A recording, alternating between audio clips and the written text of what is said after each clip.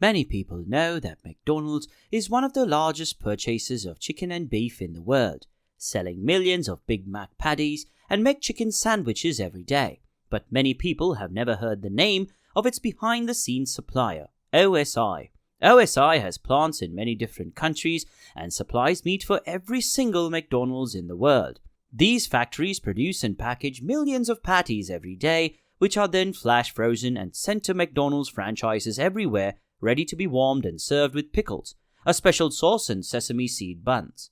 Despite its relative obscurity, OSI is one of the largest private companies in the United States.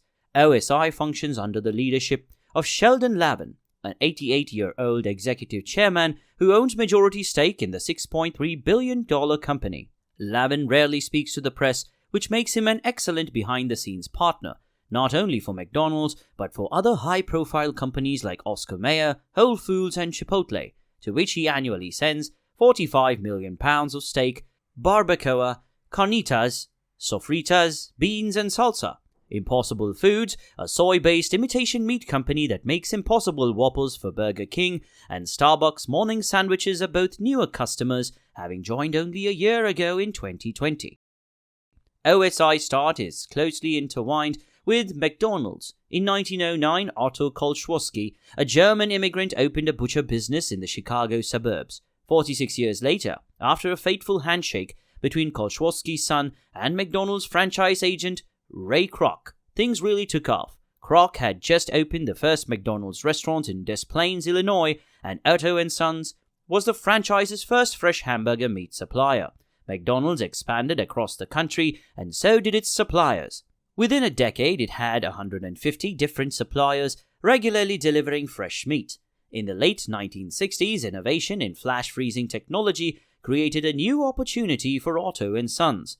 Cryogenic flash freezing allowed McDonald's to cut their suppliers down to only 5 single suppliers, one of which being its first supplier, Otto & Sons. However, the small family company did not immediately have the capacity to fulfill all of the franchise's needs and would have to build its first industrial-scale meat production factory with enough freezer capacity to meet McDonald's huge demand. But to do so, this family would first need to raise the money. That's why in 1970, it hired Lavin, a 38-year-old banker, to help them find out how to fund the project. He got them their money, and the brother was so impressed that he offered Lavin a share in the company. He declined at the time, but when the older Otto retired a decade later, Lavin joined full-time as a partner and assumed a 1/3 ownership stake. He was appointed CEO soon after, and Otto & Sons was renamed OSI. When one of the sons chose to sell his part a decade later, Lavin became a half-owner. He later bought out the other son as well. Lavin was the driving force behind OSI's decision to pursue McDonald's into international markets. As the Iron Curtain crumbled, it began with factories in Germany and Spain, in Latin America and finally Eastern Europe. He began traveling across the world to determine which countries had the infrastructure for McDonald's to expand the next, knowing that as McDonald's expanded internationally, so would OSI. Lavin described his expansion strategy during this time to the Harvard Business Review with the statement, "Every time McDonald's entered a new country, they connected with locomotive and pulled their supply chain along with them." Lavin's business strategy was to rise with McDonald's. He says in one interview, "We attempted to keep up with McDonald's and get as much as we could." He determined that the best way to keep the relationship with McDonald's strong was to McDonaldize OSI. Lavin explains why they used the term McDonaldize in an interview. "We used the term McDonaldized because we were aware of McDonald's objectives. We were familiar with the system and what the firm required, and knew how to cope with them."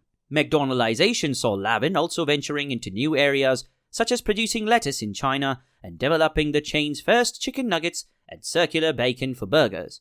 In order to keep his biggest client pleased, Lavin's strategy was capital intensive, but that played to his strengths given his background as a banker. He knows how to collect money and expand his company. Chuck Jolley, co-founder of the Meat Hall of Fame, adds, "He knew more about that aspect than anyone else running a meat business. He was smart enough to think 10 years ahead in the industry that doesn't like to go that far ahead." Although Lavin recognized McDonald's as one of OSI's integral clients, he knew he wouldn't be able to ride on McDonald's coattails indefinitely. OSI began taking on new clients in 1992. Within 8 years, another client that included KFC and Pizza Hut, as well as packaged food companies like Conagra, Tesco, and Nestle, which combined and accounted for 15% of OSI sales, or $650 million. Expanding and extending the business was maybe the single most exciting thing, Lavin said in 2013. I'm proud of the fact that we're moving throughout the world, bringing the OSI culture with us, all while growing our McDonald's business to where it is now. Expansion and growth went well for OSI up until 2014, when a major scandal broke out of one of its Chinese factories. OSI had just finished its 9th factory in China, which cost more than $750 million in total, when an undercover expose from Dragon TV revealed workers changing sell-by dates on already expired frozen beef and reprocessing McDonald's chicken nuggets. Food safety inspectors in China shut down the plant right after, arrested 6 OSI executives, and launched an inquiry against the company. The probe stretched on for nearly 2 years, and the Chinese government imprisoned some OSI executives for 17 months. The procedure was openly challenged by OSI, but Lavin never talked publicly about it again. OSI was fined $365,000, and 10 of its officials were prosecuted, with selling inferior products, and condemned to prison at the end of the trial in 2016. What happened is utterly unacceptable, Lavin said shortly afterwards. I'm not going to try to justify or explain it. It was horribly wrong, and I'm ashamed that it occurred in the firm I own. McDonald's, which was already acquiring additional hamburger meat from 2 of the world's largest meat suppliers, JBS of Brazil and Cargill of Minneapolis, halted OSI, as did Yum Brands, parent of KFC and Pizza Hut. As a result of the scandal, as well as a slow global appetite for fast food, the company suffered a hit. McDonald's declined to comment on the scandal, although analysts and Forbes believe that sales have remained steady at OSI for 4 years after doubling between 2010 and 2013, and that while the incident with the China factory halted growth for OSI, their sales remained consistent. In 2019, OSI made a deal with Impossible Foods to make plant-based Whoppers and other items which helped the company recover from the scandal, boosting revenues by $200 million to an estimated $6.3 billion.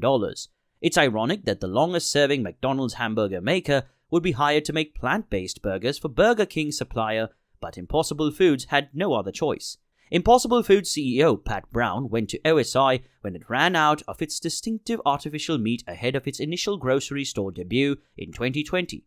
We learned a hard lesson last year, the CEO over Zoom had said, as he explains his decision to outsource his product manufacturing to another company. Brown's choice of OSI came after great deliberation. He frequently traveled from Palo Alto to the Chicago suburbs to meet Lavin and examine some of the facilities.